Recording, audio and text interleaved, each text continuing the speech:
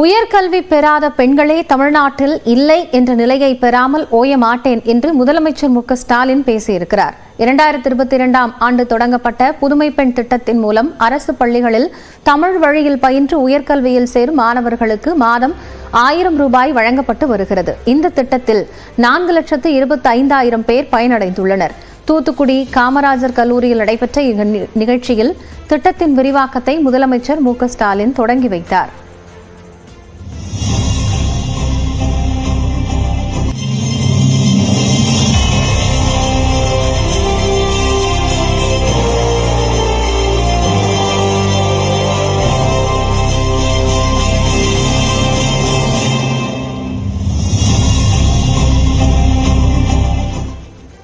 பின்னர் பேசிய முதலமைச்சர் மு க ஸ்டாலின், சாதி மதம் என நம்மை பிரிக்க நினைக்கும் ஸ்டாக் ஒன்று இருப்பதாக குறிப்பிட்டார். பெண்கள் இன்னும் வீட்டில்தான் இருக்க வேண்டும் என காலாவதியான அந்த ஸ்டாக் பேசிக்கொண்டு திரிவதாகவும் முதலமைச்சர் குறிப்பிட்டார். புதுமை பெண் திட்டத்தால் மாணவிகள் கல்லூரியில் சேருவது ஆண்டுக்காண்டு அதிகரித்துள்ளதாக கூறிய முதலமைச்சர், இந்த திட்டத்தின் நோக்கம் நிறைவேறியுள்ளதாகவும் தெரிவித்தார். பணமில்லாம படிப்பு நிறுத்தின பல்லாயிரம் மாணவியர்கள் கல்லூரியை நோக்கி வர தொடங்கி இருக்காங்க. உங்களுடைய படிப்புக்கு மட்டுமல்ல, எந்த தடை வந்தாலும் அதை நான் உடைப்பேன். எந்த அப்பாவும் தன்னுடைய பிள்ளைகளுடைய படிப்பு செலவுக்கு கணக்கு பார்க்க மாட்டாங்க. அப்படித்தான் உயர்கல்விக்கான திட்டங்களாக எந்த நெருக்கடி இருந்தாலும் அதை நிறைவேற்றியே தீர்வேன். ஒரு ஆண் கல்லூரிக்குள் நுழைந்தால் அது கல்வி வளர்ச்சி என தெரிவித்த முதலமைச்சர், ஒரு பெண் கல்லூரிக்குள் நுழைந்தால் அது சமூக புரட்சி என்றார். இதனால் பாலின சமத்துவம் ஏற்படும் என்றும் அவர் பேசினார்.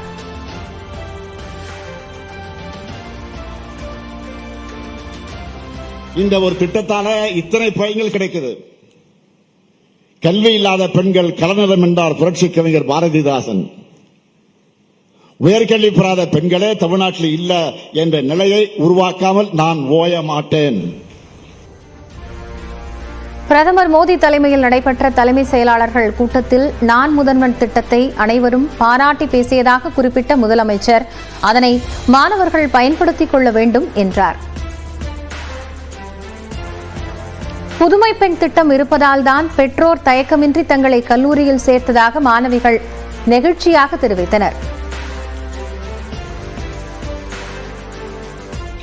நான் காலேஜ் படிச்சுட்டு இருக்கும் போதே ஸ்பெஷல் கோர்சஸ் நிறைய போகணும் அப்படின்னு நான் ஆசைப்பட்டேன்.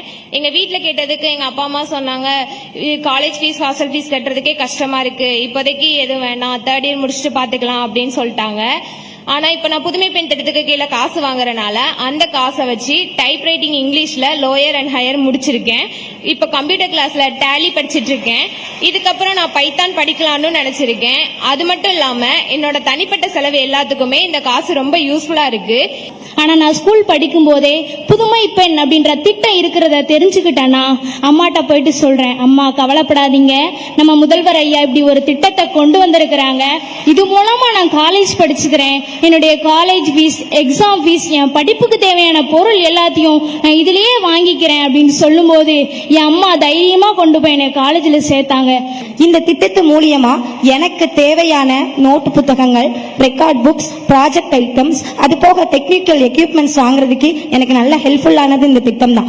பிரிஞ்சு போன என்னோட கல்வியை, அதாவது நான் தடைப்பட்ட அந்த கல்வியை எனக்கு திரும்பவும் கொடுத்தது இந்த புதுமை பெண் திட்டம் தான்.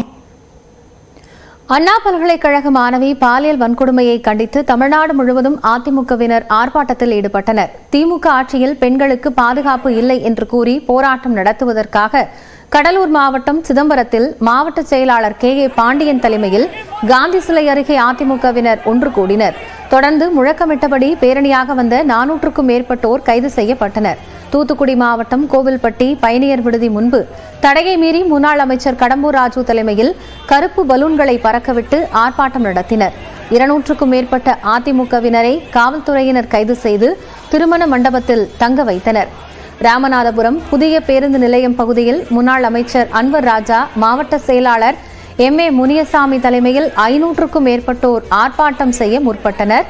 அண்ணா பல்கலைக்கழக மாணவி பாலியல் வன்கொடுமையை கண்டித்து முழக்கம் எழுப்பிய நிலையில் மைக்கை காவல்துறையினர் அணைத்தனர். இரு தரப்பினருக்கும் இடையே தள்ளுமுள்ளு ஏற்பட்டதால் அதிமுகவினர் கைது செய்யப்பட்டனர்.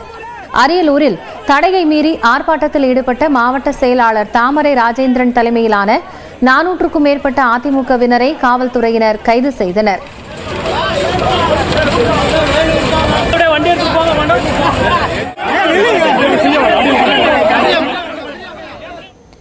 அண்ணா பல்கலைக்கழக விவகாரம் தொடர்பாக அதிமுக போராட்டம் நடத்துவது வீண் வேஷம் என அமைச்சர் ரகுபதி விமர்சித்துள்ளார். இன்றைக்கு நாங்கள் நடவடிக்கை எடுத்திருக்கின்றோம். யாரையும் காப்பாற்ற வேண்டும் என்கின்ற அவசியம் எங்களுக்கு கிடையாது. இப்பொழுது இந்த போராட்டம் என்பதெல்லாம் வீண் வேஷம். ஏன்னா ஏதாச்சும் நாங்கள் இருக்கிறோம் என்பதை காண்பித்துக் கொள்வதற்காக அதிமுக இப்படி ஒரு கபட நாடகம் ஆடுகிறார்கள். தங்கள் மேல் உள்ள குற்றச்சாட்டுகளை மறந்துவிட்டு எங்கள் மீது பழி சுமத்த வேண்டும் என்ற நோக்கத்தோடு அவர் பார்க்கிறார்கள்.